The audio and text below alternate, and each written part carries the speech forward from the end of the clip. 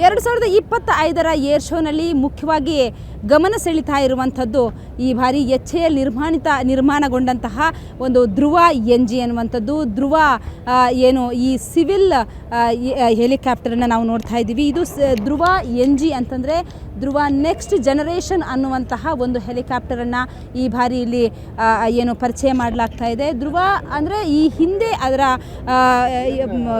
ಧ್ರುವ ಅನ್ನುವಂಥದ್ದು ಇತ್ತು, ಆದರೆ ಅದರ ನೆಕ್ಸ್ಟ್ ವರ್ಷನ್ ಇದು ನೆಕ್ಸ್ಟ್ ಜನರೇಷನ್ ಅನ್ನುವಂಥದ್ದು ಧ್ರುವ NG ಅನ್ನುವಂಥದ್ದನ್ನು ಈಗ ಪರಿಚಯ ಮಾಡಲಾಗ್ತಾ ಇದೆ.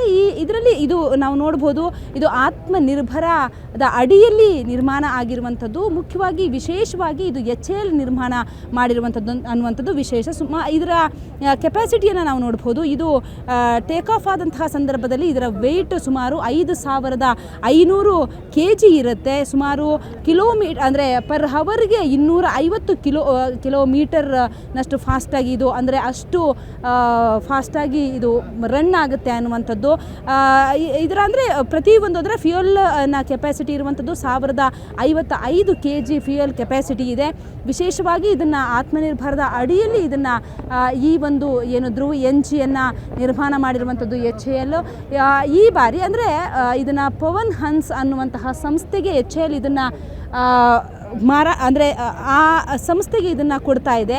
ಯಾಕಂತಂದರೆ ಈಗಾಗಲೇ ಪವನ್ ಹನ್ಸ್ ಅನ್ನುವಂತಹ ಸಂಸ್ಥೆ ಈಗಾಗಲೇ ಈ ಒಂದು HAL ನಿರ್ಮಾಣ ಮಾಡಿರುವಂತಹ ಧ್ರುವ NG ಏನಿದೆ ಇದನ್ನು ಬೇಡಿಕೆ ಇಟ್ಟಿತ್ತು. ಹಾಗಾಗಿ ಸುಮಾರು 8 ಹೆಲಿಕಾಪ್ಟರ್ಗಳನ್ನು ಈಗಾಗಲೇ ನಿರ್ಮಾಣ ಮಾಡಿ ಈ ಒಂದು ಸಂಸ್ಥೆಗೆ ಪವನ್ ಹನ್ಸ್ ಅನ್ನುವಂತಹ ಸಂಸ್ಥೆಗೆ ನೀಡೋದಕ್ಕೂ ಕೂಡ ರೆಡಿ ಆಗಿದೆ. ಈಗಾಗಲೇ 4 ಹೆಲಿಕಾಪ್ಟರ್ಗಳನ್ನು ರೆಡಿ ಮಾಡಿಕೊಂಡಿದೆ. ಇದರ ಸೀಟ್ಗಳನ್ನು ನಾವು ನೋಡ್ಬೋದು. ಇದು VIP-ಗಳಿಗೆ ಸೀಟ್ಗಳು, ಒಟ್ಟು 6 VIP-ಗಳು ಅಂದರೆ ತುಂಬ ಸ್ಪೇಷಿಯಸ್ ಆಗಿ ಓಡಾಡಬೇಕು ಅನ್ನುವಂಥ ನಿಟ್ಟಿನಲ್ಲಿ VIP-ಗಳು 6 ಜನ ಇದರಲ್ಲಿ ಕೂತ್ಕೋಬೋದು. ಹಿಂಭಾಗದಲ್ಲಿ, ಮುಂಭಾಗದಲ್ಲಿ ಏನು ಒಬ್ಬ ಪೈಲಟ್ ಸೇರಿದಂತೆ ಇನ್ನೊಬ್ಬ, ಹಾಗೆ ಒಟ್ಟು 6+2 8 ಜನರು ಇದರಲ್ಲಿ ಜರ್ನಿಯನ್ನು ಮಾಡಬಹುದು. ಇದು ಸಿವಿಲ್ ಪರ್ಪಸ್ಗೋಸ್ಕರ ಮಾತ್ರ ಇದನ್ನು ಬಳಕೆ ಮಾಡಲಾಗ್ತಾ ಇದೆ. ಅಂದರೆ ಆಂಬ್ಯುಲೆನ್ಸ್ ಇರ್ಬೋದು, ಟ್ರಾನ್ಸ್ಪೋರ್ಟ್ಗೋಸ್ಕರ ಇದನ್ನು ಬಳಕೆ ಮಾಡಲಾಗುತ್ತೆ.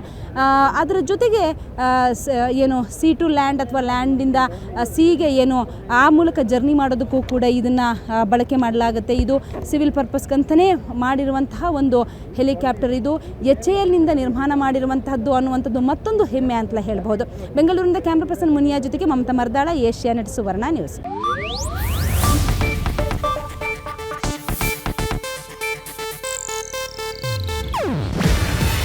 ಇದು ಏಷ್ಯಾನೆಟ್ ನ್ಯೂಸ್ ನೆಟ್ವರ್ಕ್ ಪ್ರಸ್ತುತಿ. ನೀವು ನೋಡ್ತಿದ್ದೀರಾ ಏಷ್ಯಾನೆಟ್ ಸುವರ್ಣ ನ್ಯೂಸ್.